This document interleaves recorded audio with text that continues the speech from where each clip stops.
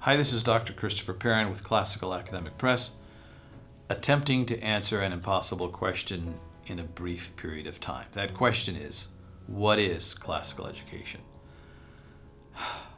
Well, here's my attempt at the impossible. Classical education is a traditional education, commenced by the Greeks and Romans, extended during the Christian centuries, far beyond Greece and Rome. It was grounded in piety, it was governed by theology.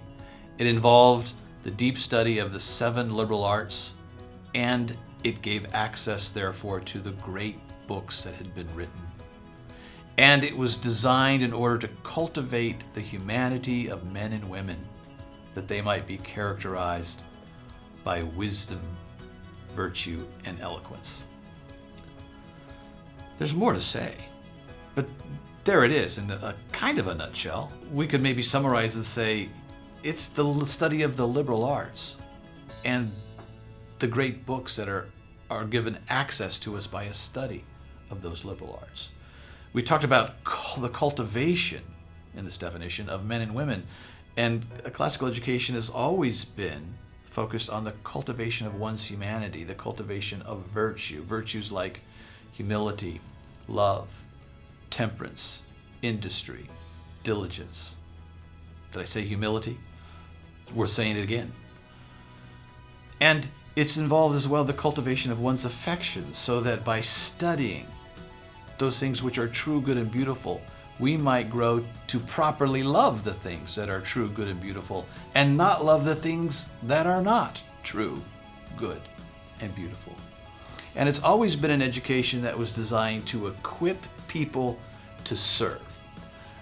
Yes, you could receive an education like this and become self-centered. But no, it was to equip one to be able to love one's neighbor, having mastered grammar, logic, and rhetoric, the arts of language, having mastered arithmetic, geometry, astronomy, and music, the arts of mathematics, having read and drunk deeply from the wells of the greatest books that have been ever written, including contemporary books. It would enable such a person to serve capably but humbly. That's what a classical education often has been and should be. Well, there's so much more to say. If you want to know more, I encourage you to read, particularly the book The Liberal Arts Tradition by Ravi Jain and Kevin Clark.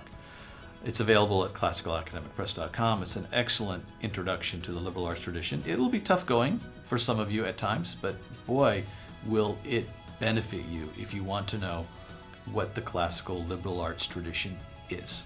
There are also courses online that you can take on classicalu.com, for example.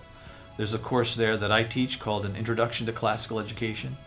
There are other courses on that website that are also really helpful, like the 7 Liberal Arts, featuring Andrew Kern. So take a look at the resources that are available to you and enjoy a lifelong study of the impossible, which is classical education. Thanks for watching.